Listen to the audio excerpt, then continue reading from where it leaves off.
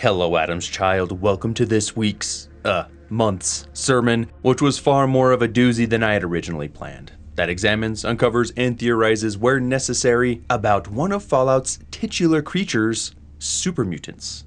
Let's dive into the lore and see how it's been added to and changed through the games, focusing specifically on the West Coast, since as far as we know to this point, all the West Coast super mutants are derived from the same source. Crank up the rads and let's dip our pathetic human bodies into this vat of lore. Also use your little human body to subscribe to my second channel. Alright, cool. Imagine an enemy of rippling muscle, towering over you at 10 feet tall and lumbering forward with trunk-like legs, propelling the incredible 800-pound frame forward. The massive strength and size allows them to use heavy, powerful weaponry with an ease that few humans could ever replicate. And these menacing creatures are unified under a single leader and ultimate goal. But these hulking beasts, which were meant to reshape the post-apocalyptic order and be the next step in mankind's evolution, would not live up to this lofty ideal, and instead be thrust into chaos, misery, and insanity. On the west coast of the United States, a small group of travelers are methodically making their way north of the remains of Los Angeles to try and find the source of a number of grotesquely mutated creatures that have been harassing travelers. They would find the source, a pre-war military base named Mariposa. Only two would make it into the center of the base, finding the true source, and they would suffer very different fates. Harold would be knocked unconscious by a robotic arm, and the group's highly intelligent doctor, Richard Gray, would be knocked into a vat of what appeared to be some sort of green acid. Harold would wake up outside the facility somehow, and be lucky enough to run into some traders that could help him back to a major trading center called The Hub. There he would stay and mutate, looking more and more like a ghoul every day. Gray, though, he would remain in the base, in a vat, not of acid, but of the pre-war experimental weapon, the forced evolutionary virus. Beginning as pre-war research to inoculate against a wide array of viruses, researchers realized the potency of their work, which could theoretically create super soldiers. Although the dream of super soldier technology was never realized in the pre-war, it would seemingly get a second chance 60 years after the world ended. Richard Gray would be that chance. Gray believed he was dying after he drug himself out of the vat, his body starting to change in strange ways, including an ability to absorb other organisms into himself, both their bodies and their minds. Richard Gray felt his own intellect expand, and he knew it was related to the FEV that was coursing through his body, and he just had to see what this miraculous substance was truly capable of. He experimented for years, first with random creatures, some of which may have resulted in floaters, grotesquely mutated worm-like creatures, and once he started experimenting on humans who would wander into the base, unnatural human-creature amalgamations called centaurs would form. Not long after, though, he would create his piece de resistance, the very first super mutants. Imperfect as they may be, Gray's first super mutants would prove immense potential. Although he himself had been entirely submerged into FEV, he did not mutate in the same way that these new super mutants did. He learned more about FEV from the base's databanks when he was able to integrate his body and mind with the computers, and he began targeted FEV injections on himself, which led to unexplainable powers. Super mutants, on the other hand, have a straightforward transformation process. We get to see what that process looks like somewhat during an alternate/premature ending for the game when we, the player, known in-world as the Vault Dweller, become one. Large glowing green vats of FEV are kept potent and ready. The subject, willing or unwilling, is wrapped head to foot in cloth almost like a mummy, and the limbs are bound with straps. They are hoisted by a crane and dropped straight down into the vat, at which point the FEV seems to take hold and act quite quickly. In the time it would take for one to suffocate in the FEV goo, the straps and the cloth are shed, dissolved or otherwise, and the skin immediately appears mottled with splotches of green. The muscles start to swell as the virus acts quickly to alter DNA, bones elongate and increase in density, and the skin turns green and stretches over the bulking frame. The length of the process appears to be incredibly short, apparently only a number of seconds, certainly less than a minute unless the endgame video is taking creative liberties.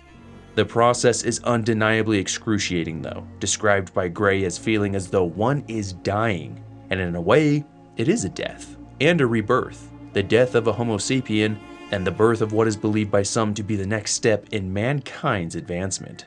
During transformation, the skin is described as expelling a green mucus-like substance. Whether that is connected to the green color the skin eventually takes is not known, and the process has been known to straight up kill some of those that are dipped. Additionally, a side effect of dipping can be, but is not always, a loss of memory, either partially or entirely, but this usually is not a problem since the mutants go through an indoctrination.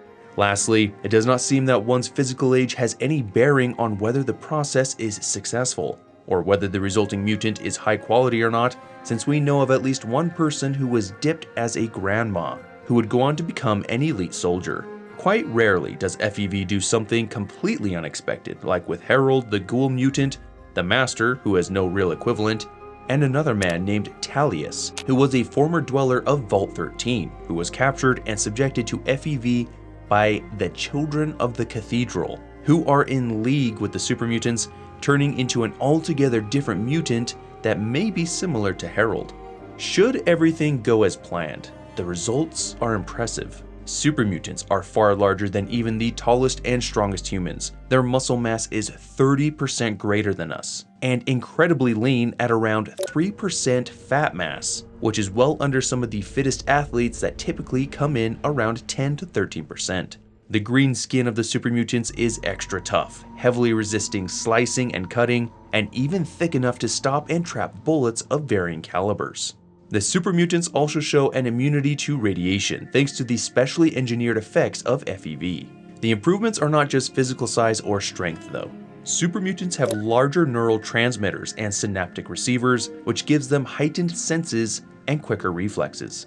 At a cellular level, cell division happens in super mutants 15% faster than humans, which can translate to advantages like quicker healing. All of these things are of course a reflection of the changes that happened at a genetic level, since FEV reprogrammed every single cell within the body. FEV removes all recessive genes linked to chronic illnesses or congenital disorders, and completes DNA strands that may have had missing information. From this, RNA strands are capable of transmitting signals more efficiently, making cellular processes more effective. From a physical aspect, super mutants exhibit mottled skin and even prominent growths or cysts that are apparently benign.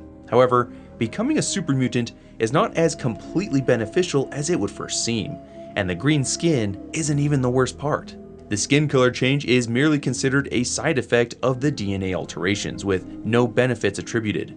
What is a big deal though, is the FEV actively targets the body's sex cells, identifying them as damaged since they have half the genetic information of normal cells, either destroying them or rewriting them to have the full genetic suite. Whichever happens, the effect is the same. Super mutants are sterile and unable to reproduce naturally. Lastly, as Richard Gray found out during the early days of super mutant creation, there is some unknown factor that influences whether or not the resulting super mutant will be more intelligent than the pre-dipped human or incredibly dumb. These two downsides, the inability to procreate and some X factor leading to stupid super mutants, heavily hampered a plan that had been formulating in Richard Gray's hyper-intelligent and expanding FEV-soaked brain. At the zenith of his power, he had the ability to integrate with computer systems, absorb other organisms' bodies and minds, and even had psychic powers that let him mentally dominate or even attack nearby creatures. He had transcended into an altogether different form, leaving behind his old name and becoming the Master. The Master formulated a theory and ideology that he would call the Unity, a way to get past the squabbles and differences amongst humanity, to unify everyone behind himself as the leader and everyone else as super mutants. No large differences in religion, class, background.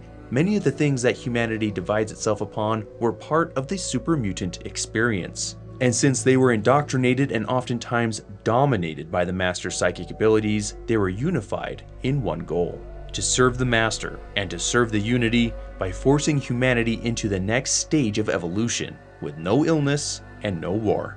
Super mutants considered themselves more equipped to live in the new post-apocalyptic world, immune to radiation damage and invulnerable to the diseases that ravage mankind. They were also fit and powerful enough to meet the challenges of the wasteland's fiercest creatures. The Master is referred to as the father of all mutants, the mutants are his chosen ones, and humans are normals, sometimes derisively called pinkies. The Unity is as much a religion as it is a philosophy, as super mutants can sometimes be seen referring to non-member humans as infidels, the Unity as the path of righteousness, and consider it sinful to fight against the Unity. To emphasize this religious aspect, the Master uses a post-war cult we spoke of called the Church of the Cathedral to his own ends. They are comprised of normal-ish humans who fully embrace the Master and his teachings. Since they are human, they can act as spies, pass along information, infiltrate groups, and provide medical and technical help to further the goals of the Unity, and apparently consider the super mutants to be almost like gods.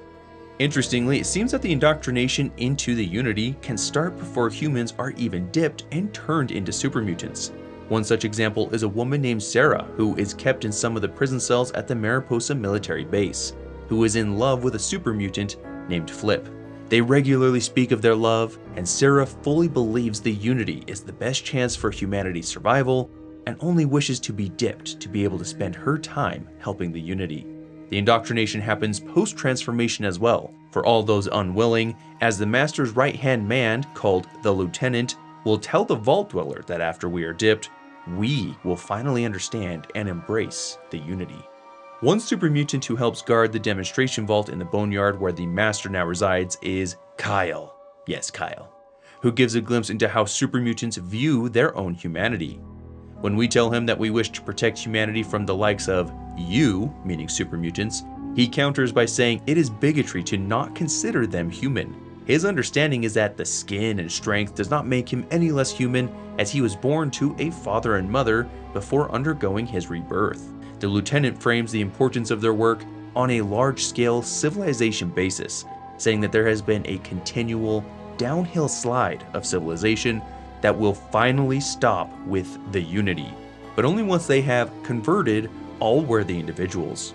Lou is the most diehard of all the Master's mutants, fully bought in and believing in the Unity and its goals, leading him to assert that super mutants are the Master race, transcending humanity. To not be dipped and transformed, according to him, is consigning oneself to eventual destruction. The Unity follows a hierarchical structure with the Master at the top and the hyper-intelligent super mutant, the Lieutenant, or sometimes just Lou, as his second in command. The Master had moved his giant mass of flesh from the Mariposa military base to an unused demonstration vault in the ruins of LA, leaving the Lieutenant to lead the ongoing super mutant dipping and creation process, as well as much of his army. Under the Lieutenant are a special group of elite mutants known as Nightkin, who are the most deadly of the Master's super mutants. Super mutant sergeants seem to be the next rank, leading groups of super mutants, with captains reporting to sergeants and leading smaller groups of mutants. The Children of the Cathedral are seen as allies in the pursuit of world peace through domination, and will one day be dipped to become super mutants themselves. But even the normal humans are divided into two main camps. Prime normals are so called because they've been living their lives isolated from the wasteland, almost exclusively referring to vaults and their populations. The rest are simply seen as largely inconsequential and of little use to the cause of the Unity, because the Master and his Lieutenant have made an important realization. So-called prime normals on average tend to produce intelligent super mutants, whereas non-primes often result in super mutants that are barely intelligent enough to string a few sentences together. During the events of the first Fallout, which takes place in 2161, with a literal army being created of hulking, hyper-obedient, and deadly super mutants, it is rather interesting that not that much is known of the Master or his super mutants, especially among certain groups. mutant scavenger teams have been roaming the wasteland, mostly in the north, looking for groups of human travelers or merchants that they can attack and take hostage in order to be dipped up at the military base. People in the main settlements, primarily the hub, which is central to trade in the region, are concerned by the number of disappearances and sacked caravans, but they attribute it to a number of things, including the Deathclaw, a borderline mythical creature at this time. Among most settlements and groups, save for a few, there is a complete lack of knowledge regarding the presence of super mutants and the Master's grand plan, and informing people about the presence of mutants and their plan to kidnap people can be met with disbelief. Most people, though, are suspicious and weirded out by the mysterious Children of the Cathedral, since they're giving everyone the heebie-jeebies. The Brotherhood of Steel knows the most about the super mutants, although they are unaware of the larger picture. They have found a number of deceased super mutants and brought them back for research. That is where we get the most specific information related to their physiology, and the Brotherhood also discovers that these newly discovered mutants are the product of mutations related to FEV, from what the head Brotherhood scribe, Vree, describes as an overdose. The High Elder, John Maxon, is the only one that believes something larger is afoot, believing that a mutant army can and will threaten the rest of the wasteland. Vree believes that they can simply out-survive the super mutants, while the other elders think the High Elder is borderline losing his mental faculties, and therefore they're not willing to take any action. The Followers of the Apocalypse, a group dedicated to knowledge and charity, have one of the better understandings of the super mutants after they rescued Talius, the one that had been turned into an FEV mutant by the Children of the Cathedral, but they still lack the true scope of the problem. The only group within the wasteland that has a solid knowledge of and hands-on experience interacting with and fighting with super mutants are the ghouls that live at Necropolis. Since normal humans discriminate heavily against the ghouls, they keep mostly to themselves. Therefore, it is no surprise that word has not really gotten out about the relatively new and unknown mutant threat. In the never-ending search for prime normals, when the Master learned of the presence of a vault in the pre-war city of Bakersfield, namely Vault 12, he dispatched a force of super mutants to claim the vault and the humans within. However, the residents of Vault 12 were no longer the prime normals that they used to be, having ghoulified when the vault door didn't shut all the way and radiation crept in, transforming them into ghouls. The super mutants fought the ghouls, believing them to be standing in the way of the precious Vault 12, until the ghouls, under the leadership of Set, negotiated a ceasefire. When the super mutants learned that the vault had long been open and largely abandoned for decades, and that the prime normals were in fact not so normal or so prime, they lost interest completely.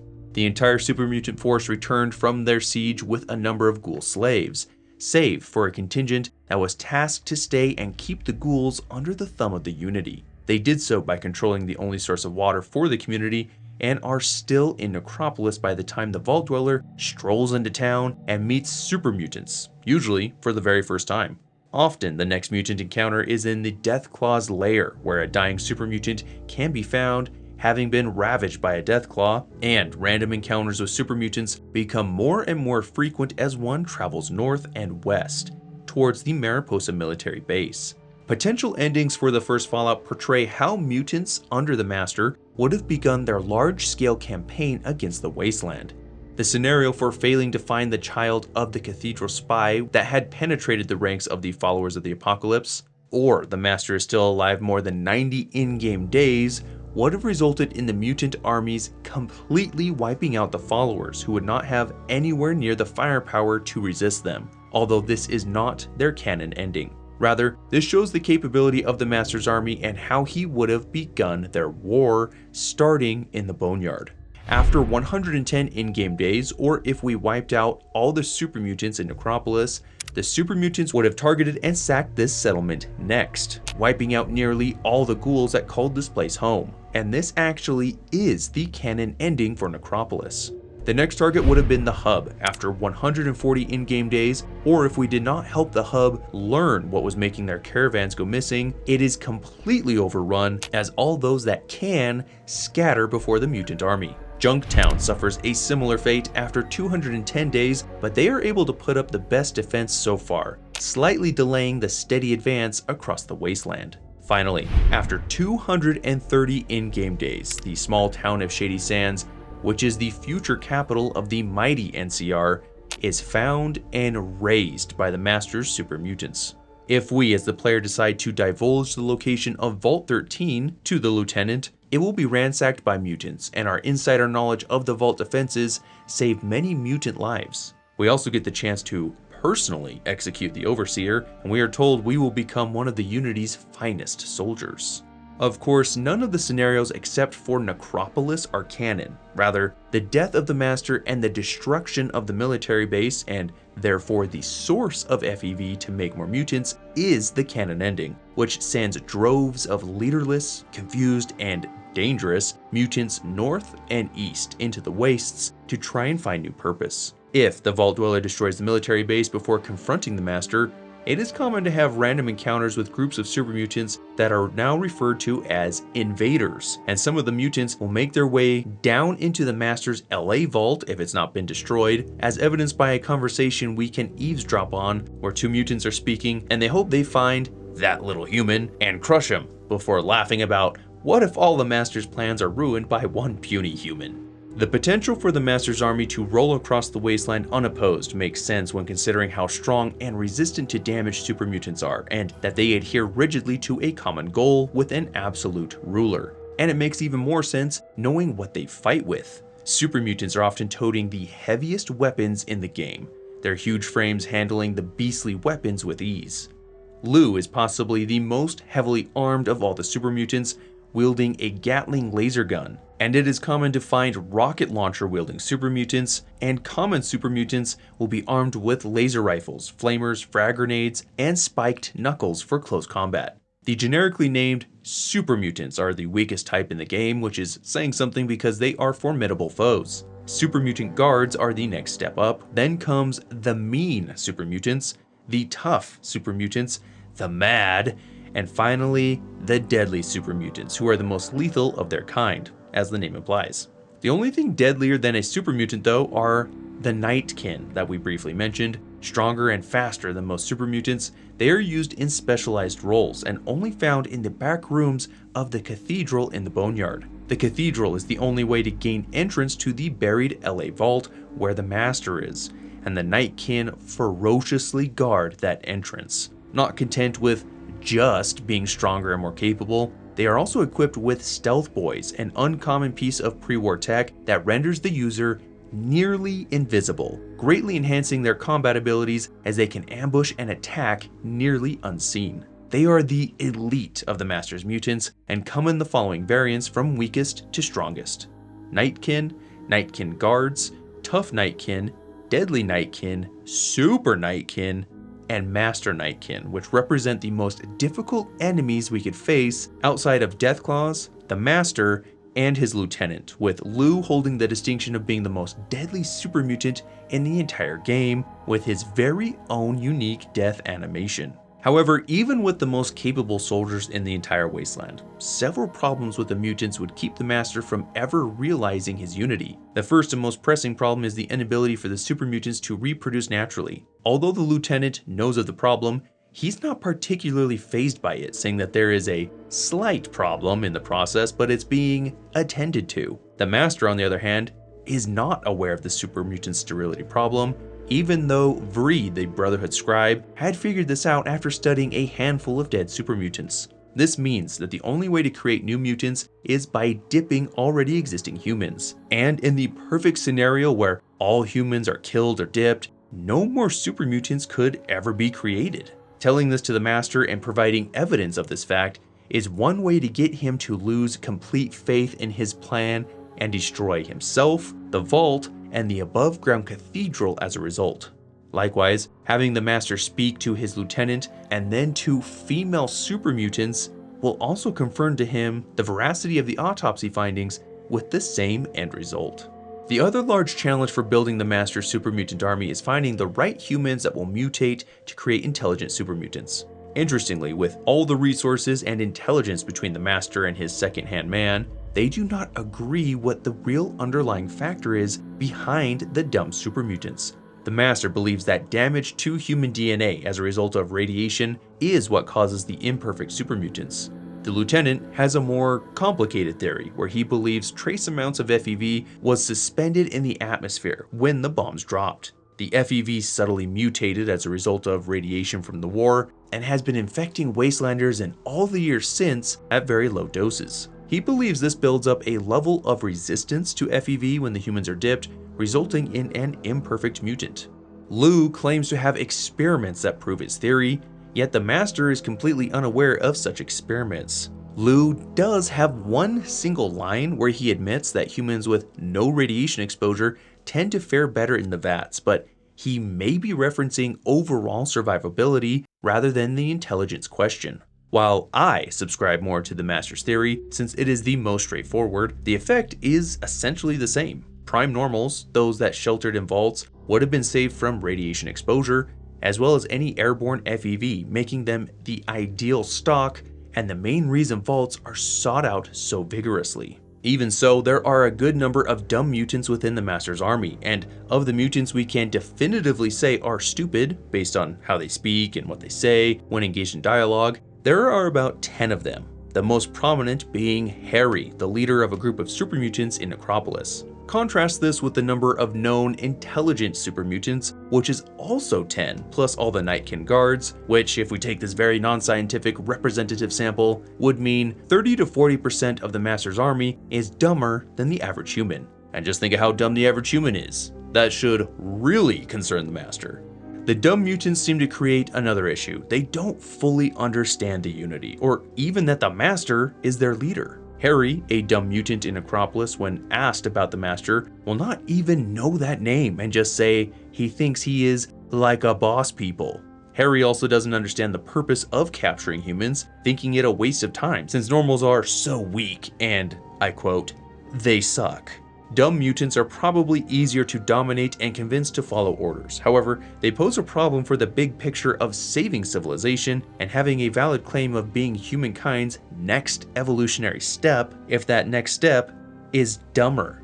It's not just the dumb mutants that may be a problem. Some of the intelligent super mutants admit that they do not like everything the Unity stands for, but they think it's the best option available, like Kyle, the super mutant guard at the LA Vault. Regardless, there are some curious facts related to super mutants from the first game that bear mentioning, especially when looking at later lore developments. Something interesting from the Brotherhood's autopsy of the super mutant is that they were able to determine all sorts of things, even the mutant's apparent life expectancy. I'm not sure how you would calculate that, but they could not determine the sex of the mutant. When confronting the Master about the sterility problem amongst mutants, he clearly states that the mutant's reproductive organs are completely unaffected by FEV. Okay, if that's so, why was the sex not able to be determined by the head scribe? Indeed, it seems like other mutants, albeit the dumb ones, cannot tell that one of their number is female. Harry, yes, this idiot again, and his band of merry mutants has a member who is named Sally, and they continually refer to Sally as a he, and remark that he has a funny name, presumably because it's the only female name of the group. Sally, for her part, doesn't even know why everyone is talking to her so funny. So there is more confusion when it comes to determining the sex of super mutants than there honestly probably should be. It's not as though they can't tell the difference between males and females either, or that they aren't sexually attracted, since if the Vault Dweller is female, Harry will have unique dialogue where he greets us by saying, "Hello, pretty lady, you look real nice," and he can be wooed a little bit in subsequent dialogue. This has really interesting implications, meaning with so much dialogue shitting on humans, they are still wired in a way that they are attracted to normal humans, much as they were prior to becoming super mutants. If this is the case, would super mutants be attracted to each other at all?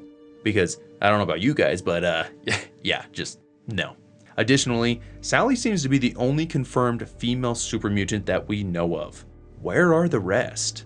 All the super mutants we see up close, which is actually only 2, have a very unusual strap that extends from their upper lip up and around their head. We can assume this is a common practice in the first Fallout, and a justification for it has never officially been given, but many in the community posit that it has something to do with holding up an elongated upper lip, as this was first proposed by Chris Avallone in the Fallout Bible. But it's also possible it's merely a cultural thing amongst mutants, and doesn't provide an obvious benefit other than making them look more intimidating and aggressive by having their teeth permanently bared. Shockingly, it doesn't impair their speech at all, which is, well, I was gonna say surprising, but I think impossible is more appropriate. Seriously, try it. Pin your upper lip up so I can't move, and try to speak so you don't sound like an idiot. See? Told you. We also know that super mutants can and do smoke, as evidenced by Vicious, a guard for the Master's cadre of mad scientists.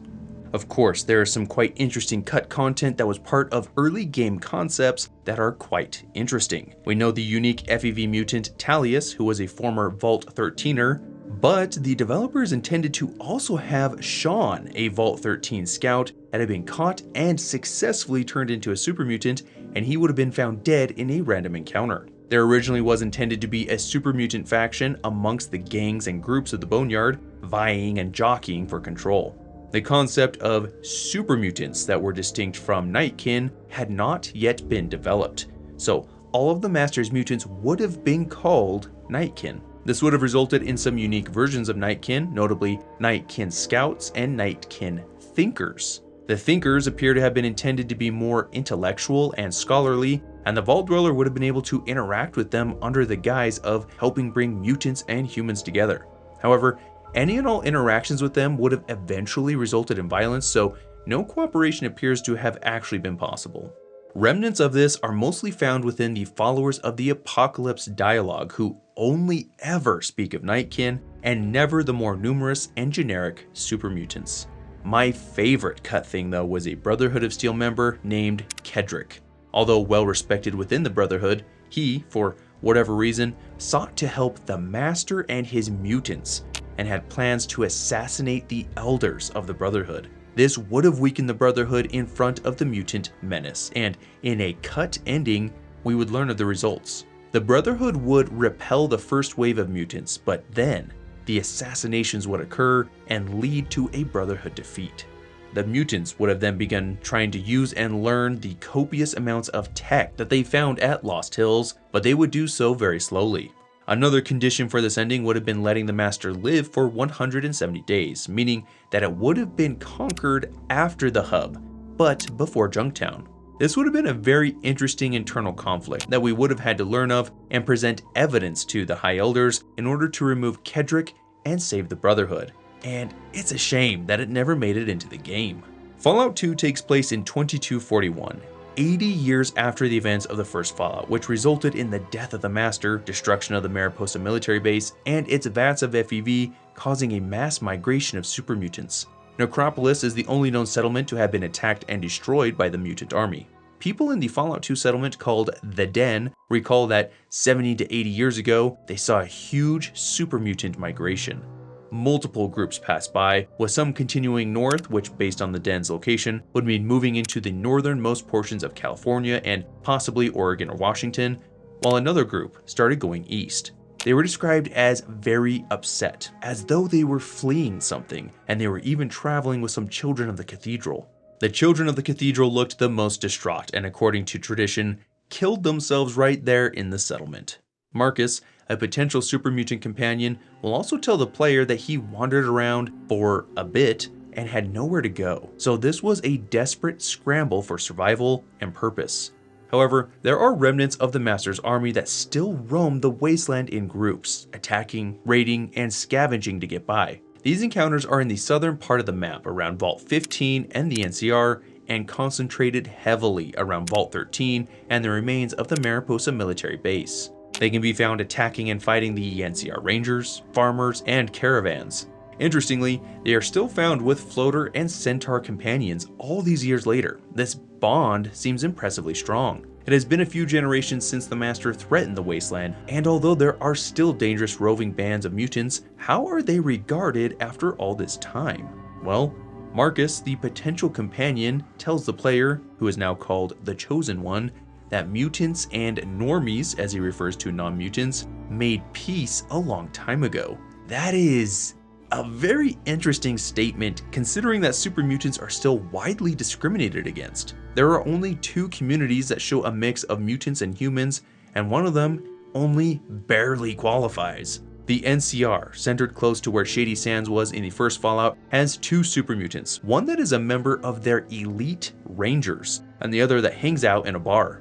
Gond is the mutant ranger, and he is fully on board with the NCR and their cause, showing a degree of institutional tolerance. The fact that Lenny, the super mutant hanging out at the bar, can do so without much problem is a positive indication of the NCR and its citizens. However, that's only two. The only integrated society is Broken Hills, which was created and led by Marcus himself, allowing ghouls, super mutants, and humans to mix freely in a functioning society. Even at Broken Hills, things don't go all that smoothly, but it bears mentioning that there is a prominent settlement that absolutely despises any and all mutants, including ghouls. Vault City established itself after Vault 8, a control vault, opened sometime after the Great War and used a GECK to kickstart their new surface civilization. Their leader, the first citizen, balks at the idea of a place like Broken Hills existing with humans and mutants side by side, and simply cannot believe that anyone would allow a super mutant to lead, since they believe mutants are incapable of higher reasoning.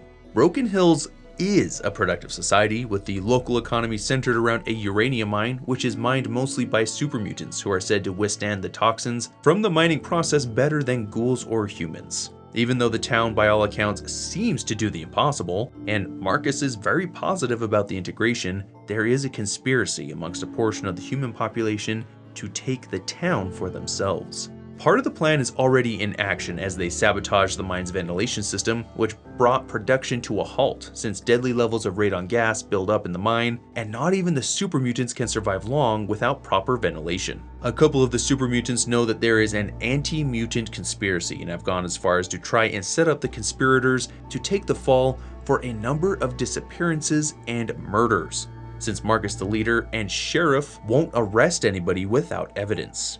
Francis is the principal super mutant responsible for this operation, and although he truly does want Broken Hills to be an integrated settlement, he is going about it entirely wrong. He believes that the prejudice that super mutants face is the result of latent and deep-seated fear of super mutants, and he very well might be right about that. An ex-Enclave scientist that has set up shop in the NCR may be a good example of what an average waster that isn't straight up anti-mutant thinks or feels in regards to super mutants. Dr. Henry is busy developing a serum that, well, to say it in his own words, will help solve the mutant problem. He hopes to be able to cure the super mutants by turning them into their former selves. The only mutants that present a problem, generally speaking, are the roving bands of former Unity super mutants, and it is easier to fight and kill them than it is to try and inject them with some sort of cure and hope that whatever pops out on the other side is any less mean or violent. Dr. Henry seems to assume that super mutants consider their mutated forms a problem and that they seek a cure. There is no presented evidence of any regret, unlike ghouls in Fallout 2, where there is an entire cult dedicated to trying to find a way to revert ghoulification. Many super mutants have been a mutant longer than they were a human, and don't have to worry about illnesses, radiation, or it would seem aging to a point. In fact, Marcus will tell us that he has some memories of being human, and he remembers pettiness, hatred, and jealousy, and that is enough of a reason for him to prefer being a super mutant. Dr. Henry will give the Chosen One an experimental serum that he wants to test on a super mutant, which is wildly unethical, but if we help him out, whatever super mutant we choose to inject gets absolutely melted. The prototype serum appears to liquefy the mutant, as it causes a regression in the genetic matrix that results in the destabilization and assimilation of aberrant DNA, leaving the host free of mutagenic potential, or something like that. If I understand Dr. Henry's statement correctly, destabilizing and assimilating aberrant DNA is probably the biggest issue here, since super mutants have changes on the level of DNA with a quad helix structure and everything, a hallmark of FEV. That sounds to me like all the DNA would be destabilized and could explain why our victim of choice ends up as a puddle. There are two really substantial lore developments that happen in Fallout 2 in relation to super mutants. The first is that thanks to an ultra-secretive group who claims to be the true American government, we get a whole new generation of super mutants. The Enclave are the main antagonists of Fallout 2, as they wish to rid the world of all mutated creatures, which includes most people at this point, because over a century of living in a radioactive hellscape will change a feller. To do this, the Enclave wants to use FEV as a basis, and upon learning of the Mariposa military base, which was destroyed in the first game, they decide to start there. They go and kidnap a bunch of miners from the small mining town of Redding to be forced labor, digging out the debris of the caved-in facility. The Enclave knew of the mutagenic threat that FEV posed even in small doses, therefore they made sure they had proper protective gear, while the slave labor went without. As the miners dug closer and closer to the old source of the FEV, which were the large dipping vats, they became exposed more and more to residual FEV found in the rubble, the soil, and the air, which changed them. They manifested increased stamina, strength, and started to get a greenish hue to their skin. As the Enclave got closer and closer to the pure source that they could extract for research and weaponization, many of the guards started to get nervous, seeing their slave workforce starting to bulk up. There were so many more workers than guards that it seemed that these mutated miners could potentially turn the tables and attack the guards. Therefore, the Enclave rigged the entrance to explode so that when they had what they wanted, they could collapse the only way in or out and trap the mutated miners to die. Convinced that the miners wouldn't fully transform because they hadn't found a pure source, that would change when the Enclave finally extracted a viable sample. As the Enclave started the procedure to evacuate, an elevator filled with huge, ugly green creatures unexpectedly came up the mineshaft and attacked Checkpoint 3. Losing contact with that checkpoint, the Enclave shut down the rest of the elevators to trap the mutants, which seemed to work until they started climbing up the shafts by hand. The super mutant miners were pouring out as fast as the Enclave guards could shoot them, and they overwhelmed Checkpoint 2 and eventually the first checkpoint as well. With substantial losses, or as the colonel in charge put it, acceptable losses, the Enclave successfully caved in the entrance, trapping the remaining super mutants inside. There they would stay and eke out an existence, hunting whatever creatures could work their way through the rubble, most notably rats. All of these super mutants are dumb, with one notable exception, and it isn't until the Chosen One blows open the entrance to the base to gain access that this second generation has a chance to come into the real world. The Chosen One can see for themselves the remains of the Enclave guards, ripped in half, still wearing their power armor, and the concerningly large number of mutants that are able to sustain themselves for so long in darkness. There are some notable super mutants. Grundle, the rat hunter, who upon seeing the Chosen One immediately wants to eat them, the first time we know of where a super mutant considers or wants to eat a human. The most interesting mutant is one by the name of Melchior, who, although he was a miner by trade, was also an aspiring magician, and he did not let becoming a super mutant trapped underground with nothing to eat but rats stop that dream. I want you all to be like Melchior. At the end of the base dungeon is Melchior, standing around green ooze that we may assume is FEV, opposing our intrusion in the most curious of ways. He is able to seemingly magically conjure up wasteland creatures. He will first summon 4 Deathclaws. How they are in this formerly sealed off base and why they listen to him is completely unclear, but taking them out will only lead to 4 fire geckos appearing. After the geckos are floaters, and finally at the end are 4 easy to deal with mole rats. It's a good thing the creatures get less dangerous each time because the fight starts off very difficult in the close confines with 4 Deathclaws. Melchior speaks intelligently the whole time until you kill all his pets, and he says, "Uh-oh, me out of furries to mutate," which is a pretty strange break from his previous eloquence. The sudden appearance of the creatures can be chalked up to his magician training in some way, but how did some of these large creatures get in here and why do they obey him? These second-gen mutants are on the whole much less intelligent than Generation 1 mutants, which were created by the Master, and these second gens are not ideologically brainwashed into the Unity.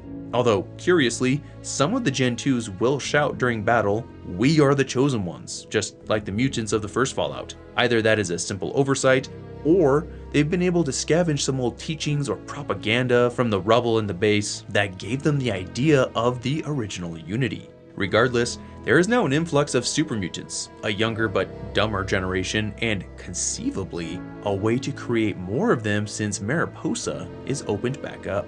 The second most interesting lore introduced with Fallout 2, well, do you remember that sterility problem that existed amongst the Master's mutants? A problem that is so severe that the Master implodes his entire plan upon learning it. Well, based on dialogue with Marcus after a wild sexcapade, that is apparently not true. When traveling with Marcus, we can pay for him to have a good time in Reno with one of the prostitutes at the Cat's Paw. After the deed is done, Marcus will remark that he hopes that he doesn't get her pregnant, which confuses the Chosen One, justifiably. Everyone at this point knows super mutants are sterile, and when we confront Marcus about it, he sounds surprised that we believe that and proceeds to tell us that he is not sterile, or to quote him, well, not now. According to Marcus, it takes a few years to get the juices flowing again, which is most likely just a refrain since the juices flowing were never the real issue to begin with. It was the FEV's destruction of the gametes that caused sterility. Additionally, maybe Marcus is using imprecise language when saying that it takes a few years to regain virility, because the Master Super Mutants were created from 2103 onwards, meaning by the time the first Fallout takes place, his oldest mutants would have been 58 mutant years old. Not quite as long as the time between the first Fallout and Fallout 2, but it's more than half of that time span, and the super mutants at that point were all still sterile, as acknowledged by the Master's Lieutenant. It's difficult to believe that Marcus would assert that sterility had passed without some sort of proof. He's a very intelligent and logical person, but we never hear of such things as super mutants procreating naturally. And thank Adam we never see such things, but there is a notable lack of super mutant children or adolescents to prove Marcus correct. If we take Marcus's statement as fact, we may surmise that after enough time the actual virus is depleted from the body after infecting and transforming every single cell with new DNA, and therefore may not be there to continue attacking and destroying the gametes. However, a super mutant impregnating a human seems extremely unlikely, again due to the DNA differences on just a very basic level, as humans have a double helix structure and super mutants have a quad helix structure. Based on the evidence presented within the game, I'm leaning towards this being an errant belief, not because Marcus means to lead us astray, but because he was given bad information.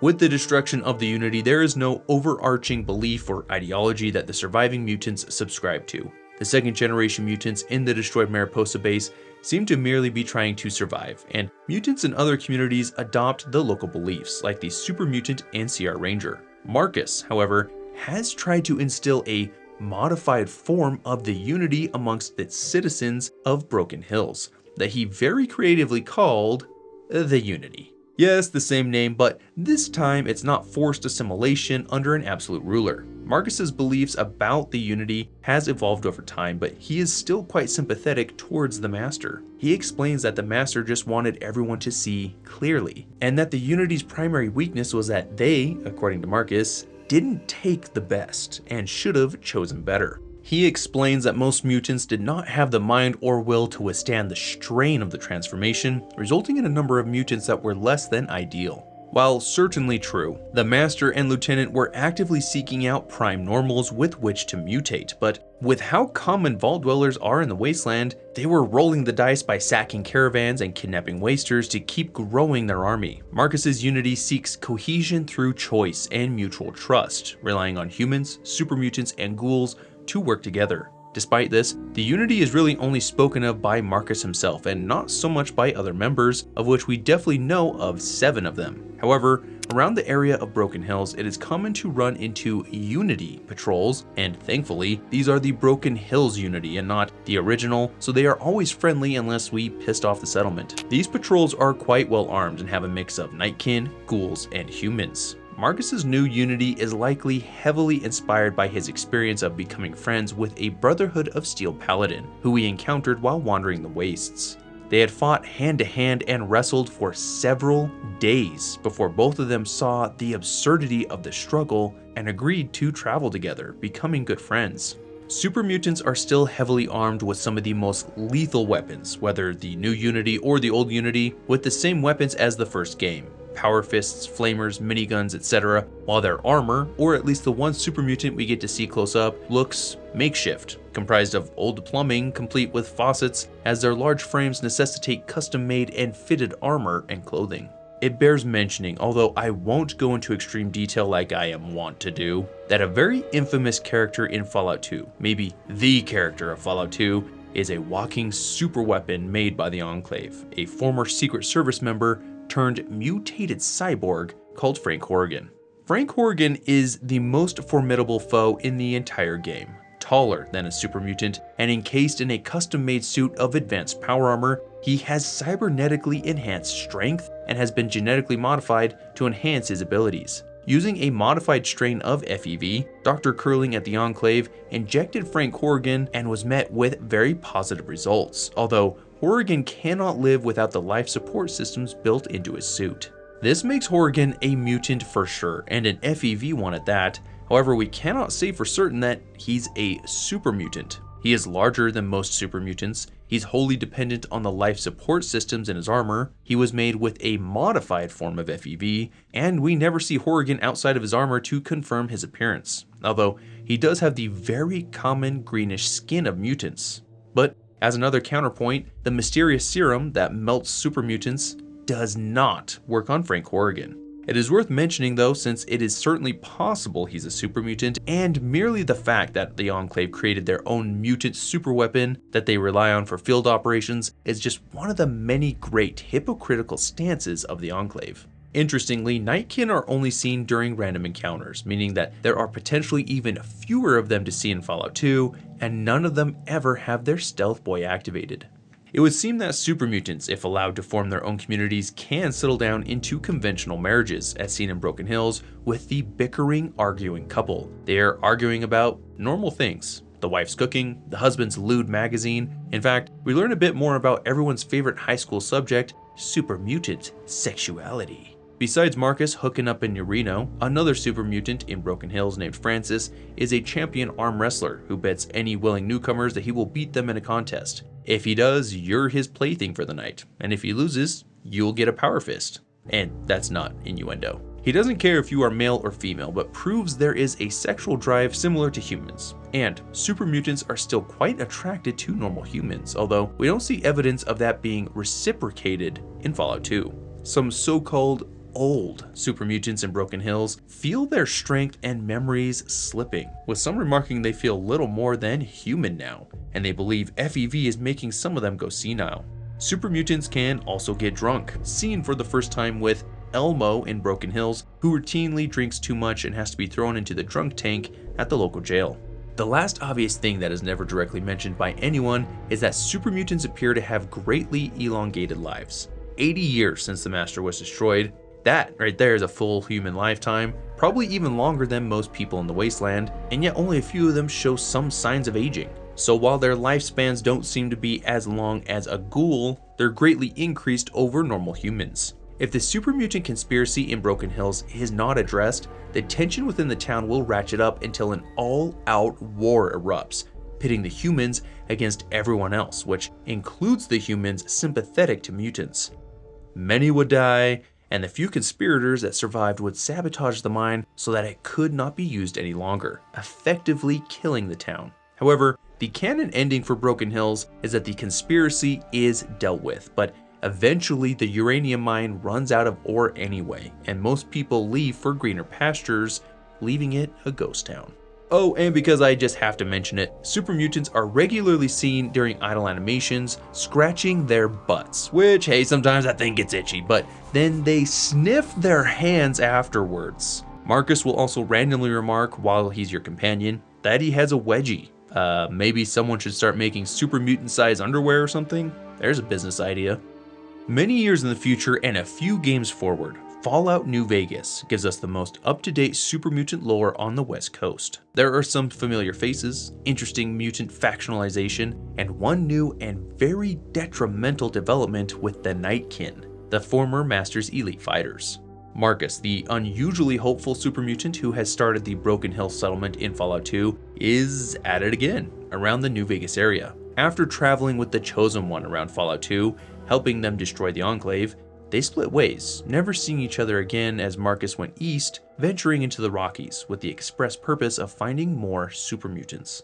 We don't know of his exploits there, but at a certain point, he came back west with a group of super mutants, finding what he thought would be the next great place for a super mutant community, a pre-war military intelligence complex known as Black Mountain. With the equipment to be able to broadcast messages throughout the wasteland and surrounded by pockets of intense radiation, it seemed the perfect place. Marcus and his mutants would broadcast to any and all super mutants that would listen, telling them of a new safe settlement made exclusively for their kind, and they wouldn't have to deal with many human intruders due to the radiation that disincentivized curious exploration. Black Mountain would grow, seemingly to be another success, until a group of Nightkin showed up, led by a very strong-willed Nightkin named Tabitha. Black Mountain would become a microcosm of the greater issues plaguing what is left of their kind. Nightkin, which by the way now are shown with blue skin, which they didn't have in Fallout 2, and kind of appeared to in the first Fallout, but it was really just an effect of the translucence caused by the Stealth Boys, and was actually first shown in the completely ignored Fallout Brotherhood of Steel game. They have developed a very serious problem. Having used Stealth Boys for years upon years, at first to give them an edge in combat, then because the Nightkin became uncomfortable being visible and seen, the Nightkin have now formed a complete dependence on the devices, a bona fide addiction. That in itself wouldn't be the biggest problem if the stealth radiation that emanates from these devices didn't also induce psychological instability. With over 100 years of regular, if not constant, Stealth Boy use, many have developed diagnosable schizophrenia, making them unpredictable, unstable, and often dangerously violent. This is why once the group of Nightkin showed up at Black Mountain, Marcus's ideal community for super mutants to gather and live in a functioning society started to slide. As bad as the Nightkin can be, that wasn't the only issue. Super mutant society has started to stratify. The Nightkin were always the Master's elite fighters, but now they are showing great instability, and they are beginning to chafe under the more reasonable Gen 1 super mutants that are just trying to rein in the impulsive and destructive traits of the Nightkin. They will use their past elite status while under the Master to argue their current superiority amongst super mutants, and they have a lot of pull with the lesser generation, but as a whole, suffer from trust issues even amongst fellow mutants. Generation 2 mutants, who we first encountered in Fallout 2, are almost exclusively dumber, weaker, and less civilized, which makes for a very dangerous combination. Thus, we start to see classes emerge. The formerly elite but very unstable Nightkin, the usually more intelligent and cooperation-minded first gens, and the easily manipulated dumb second gens, and boy, they do not mix well together. And Black Mountain is a premier example. The settlement was growing under the leadership of Marcus, but Tabitha was about to change all of that. She was on edge because her best friend, a Mr. Handy named Rhonda, had stopped working, and no one knew how to fix her. Increasingly unhappy and dissatisfied with Marcus's leadership, and unhappy that he wasn't outright hostile towards humans, she convinced the dum-dums, what she calls Generation 2s, to rally behind her, becoming a prophet-like figure to them. When the majority of the mutants followed Tabitha rather than Marcus, he knew it was a fight he would not win, and he left. He made sure though to destroy the radio equipment to prevent Tabitha from airing her mad ravings on the radio waves, hopeful that it would prevent more mutants from coming to Black Mountain and bolstering Tabitha's position, but that only lasted for so long. Tabitha captured Raoul, who had a knack for fixing things, and before long she was back online and worse than ever. Marcus, afraid that the unstable situation at Black Mountain could cause friction between mutants and humans, in particular with the NCR, had one of his number post themselves at the path to Black Mountain's entrance. Neil would have served as a spy and a warning. Any wandering super mutants who would come to check out Black Mountain would meet him first, and he would try to convince them to move on to Marcus's new settlement, Jacobstown.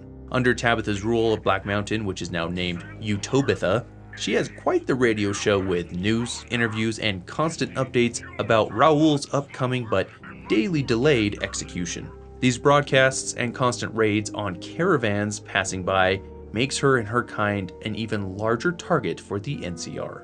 With Black Mountain far from the ideal super mutant gathering place, Marcus went up Mount Charleston in the northwest part of the map to fix up and make an old ski resort his new settlement, naming it after his old Brotherhood of Steel friend, Jacob. Jacobstown is populated mostly with Gen 1 super mutants that followed Marcus away from Black Mountain, but also a significant number of Nightkin that are only there because of a promise from Marcus. Dr. Henry, the scientist that tasked us with finding a subject for his experimental mutant reversal serum in Fallout 2, can be found in Jacobstown doing research for Nightkin on their induced insanity and the Stealth Boys. His research with his ghoul assistant Calamity is part of the promise that keeps the Nightkin in Jacobstown, that a cure will be found for their schizophrenia, but the research is slow and the breakthroughs are few, which make the Nightkin irritable and impatient. The Nightkin's unofficial leader is Keen, and he is threatening to leave Marcus and Jacobstown if a cure is not found soon, which creates a twofold problem. The Nightkin greatly bolster the settlement's ability to protect itself, so losing them could make it more dangerous for everyone that remains, and also if the Nightkin leave, they are liable to tear around the wastes in a manic state looking for Stealth Boys, potentially causing retaliation attacks on Jacobstown, as super mutants are already targets for the NCR, both literally and politically. That is because there has been a downward slide of super mutant sentiment within the NCR since Fallout 2. The two examples of integration of super mutants into the NCR was a super mutant ranger and a dude at a bar, but fast forward to 2281, such a thing now seems impossible. While the NCR will allow ghouls into the rangers, there are no super mutants, and we learn that a certain political class has been influential in anti-super mutant efforts. The so-called Brahmin barons are extremely wealthy ranchers who, as their name implies, raise Brahmin for consumption, and this profession suffers disproportionately from random super mutant attacks. Roving bands of super mutants will seize the opportunity for a meal and kill a Brahmin. So these wealthy individuals pressure their politicians to take a hard stance against super mutants. These politicians, in turn, work to hire mercenaries to keep a plausible claim of deniability into intimidating and provoking super mutant communities to leave or fight back. They have successfully done so in an off-screen location called Oak Creek, and in the Mojave, they're doing the exact same thing to drive off Marcus and his mutants from Jacobstown. Mercenaries will sneak up on the town and take pot shots at the resort and kill the local bighorners. If the mutants grow tired of the attacks and leave, well, that's a win for the NCR. And if they try to defend themselves against the attacks, then that's cause for the NCR to attack in full force and wipe them out. Marcus knows that they are from the NCR, and he knows what they're trying to do, and he asks us to help solve it diplomatically. This is a thin line to walk, since the super mutants at Jacobstown actively dislike the NCR, but the town needs to eventually normalize relations and open up for things like trade, otherwise they will be too isolated to survive. The Mercs seem to be comprised of extreme anti-mutants, since they will in idle dialogue remark, "Damn muties, Wasteland's better off without them," which is probably why they're in this profession in the first place. Super mutants on the whole are heavily discriminated against. They, and really all non-mutated humanoids, are not allowed on the strip unless they are accompanied by a human, and if tourists see a super mutant companion, they will say, "I've seen what these creatures can do, I don't know how you trust them." This is a common belief from the strip, where the Omertas will tell you that they don't allow super mutants inside the casino, to Freeside, where they believe super mutants are crazed cannibals. Others are less hostile and rather amazed or intrigued at the idea of a friendly super mutant, like with the Gunrunners, or ask us how we get the monster to obey, like over at the Legion. The only super mutant we see cohabitating with humans is one named Mean Son of a Bitch, a hulking super mutant that has taken up residence in Westside because that is where Klamath Bob lives, a man that has shown the mutant compassion at a very dark point in his life. Mean, as I'm just gonna call him, at one point while traveling through NCR territory near the hub was taken captive, and that group of people took special pleasure in hurting, torturing, and at times mutilating him, like when they cut out his entire tongue. Klamath Bob offered to buy the poor creature from the people to spare Mean more pain, but they refused to sell. Mean very likely would have died in those circumstances if it weren't for Tabitha. Yes, the unhinged Nightkin and a group of her followers. They learned of Mean's capture and they rescued him, although he wasn't inclined to join her group, and he wandered off until he came to Westside, where he decided to stay. Although not everyone is comfortable with him there and will actively avoid him, he's an important part of the community, helping their small militia fend off the local fiend raider group. Such is the popular sentiment of super mutants 120 years after the events of Fallout, so it is understandable that a good portion of super mutants want nothing to do with humans. Super mutants are found around the Mojave, not just in the two largest mutant settlements, although they are nearly always seen with centaurs in areas in or around radiation and are always hostile, indicating they're likely Gen 2 mutants. Like all previous games, they can be very dangerous to fight, but their weapons and armor depend on their level. Basic super mutants have no real armor, but use weaker weapons like hunting rifles, sledgehammers, rebar clubs, and even nail boards. Super mutant brutes are decked out in metal armor and carry larger weapons like assault carbines, miniguns, incinerators, missile launchers, plasma weapons, and miniguns, making them much harder to deal with. But the highest level ones are the Masters, who interestingly are not as well armored as the brutes, but can be found using the hardest hitting weapons, things like light machine guns and even Fat Man launchers. The Nightkin have only one variant, the Master, except for some rare one-off variants like the Jailer, who guards a makeshift jail at the REPCONN test facility, and a Sniper, who is guarding the top of Black Mountain. The Sniper is interesting because they never use a stealth boy and are equipped with the unique missile launcher, Annabelle. Nightkin are often seen, or, well, I guess not really seen, you know what I mean, using stealth boys, which makes them undetectable to Boone with his spotter perk, but not Eddie with his enhanced sensors perk. That will pick up on Nightkin, although while they are cloaked, we have a 0% chance of hitting anything. However, if you are in active combat with a Nightkin that is cloaked, you can see them in bats and even target them in bats. Even though they lack any real armor except for a stop sign, they have both the toughness and ninja perks, which coupled with their invisibility and speed makes them very formidable opponents. As big as a threat as these mutants are, the Nightkin continue to show that they are the most disruptive to other groups and settlements. A religious ghoul cult, the Bright Brotherhood, were minding their own business at the REPCONN test facility, readying themselves for something they called the Great Journey, when they were suddenly attacked by Nightkin. These fierce and mostly unseen attackers caused the Brotherhood to hole up on the highest level, unable to effectively fight back or escape. These Nightkin came here under the leadership of one named Davison, who had found a pre-war shipping statement that said hundreds of stealth boys had been sent to this facility and the Nightkin came to claim them. Unfortunately, the Nightkin are 200 years too late since the shipment had been returned during the pre-war, but we have to fight the Nightkin or show them proof that the stealth boys are no longer there to cease their attack. A lone Nightkin not far in the town of Novak comes out in the dead of night to shoot and massacre a family's Brahmin herd, threatening their livelihood. Another Nightkin will ambush anyone that comes upon the seemingly abandoned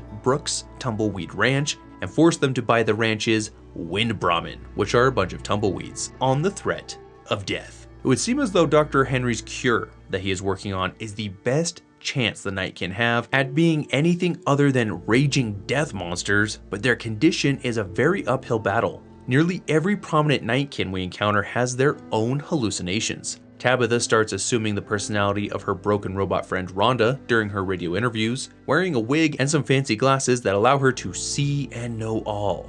Davison, the leader of the Nightkin raiding the REPCONN test facility, has found a Brahmin skull he named Antler, who only he can speak to and who he treats with utmost respect, almost like the skull is his new master. As such, he won't tolerate any disrespect towards Antler, including insults, shooting or hitting or even touching the old cranium, instantly attacking us if we do so.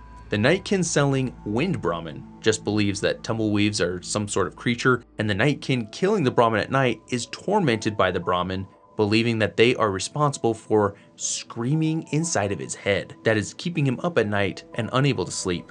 Lily is the only companion that comes from super mutant stock, as she herself is a Nightkin, and actually the calmest Nightkin that we can encounter, but even she speaks to someone that she calls Leo, who is constantly trying to get her to do bad things, which mainly includes killing or maiming people, and she also thinks that we are one of her grandchildren that she had prior to being dipped. One very prominent Nightkin that hasn't come up so far is from the Dead Money DLC and has perhaps the most severe condition of any of them.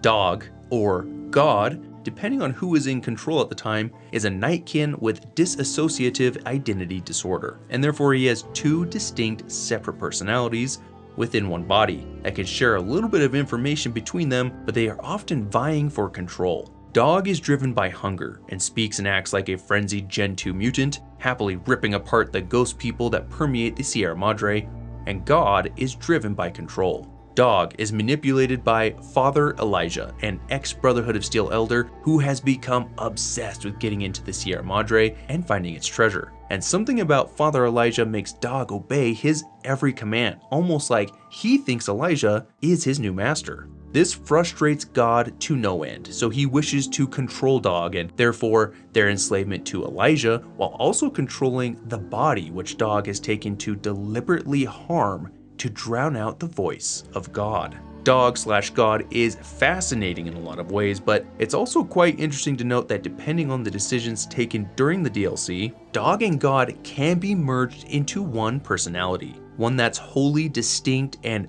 vaguely aware of its troubled past. To do so, one must never force God into the cage upon first meeting him, and have at least an 85 in speech to convince both personalities to join together. If a cure could help the Nightkin with their condition, it would be well worth the effort, which involves working with Dr. Henry and either consenting to let him test a Stealth Boy Mark II variant on Lily to gather more data, or suggest an alternative that doesn't endanger Lily's sanity further. This requires 90 points in the science skill to propose research using the local Night Stalker creatures who have induced visibility because of their interaction with a Stealth Boy. Helping this research along is key to the good ending for Jacobstown, as it keeps the Nightkin from leaving, and eventually once the cure is synthesized, Jacobstown becomes known as a place where Nightkin can find peace, and many flock to it. Marcus is of course crucial to the success of the settlement, so he can't die, but we must also deal with the NCR mercenaries who are provoking the super mutants, bribing them to leave the super mutants alone, persuading them with a speech check, or intimidating them if we are idolized by the NCR. Anything less will mean a violent encounter, and should the mercenaries die, that will give the NCR the exact pretense they need to mount a campaign against the settlement. Black Mountain's fate is highly dependent on its leader, Tabitha. If she leaves Black Mountain because we helped repair her friend Rhonda, or if we kill her, the settlement will fade away with some of the mutants disappearing into the wastes and others moving on to the more stable Jacobstown. Lily can be encouraged to take a psychoactive medicine which makes her more lucid, but also forget her past and her beloved grandchildren, or discouraged from any medicine use which eventually causes her to descend into full madness. A middle-of-the-road approach is a half dose where she can remember her grandchildren, but she remains somewhat confused and eventually travels back west to seek out the remnants of her past.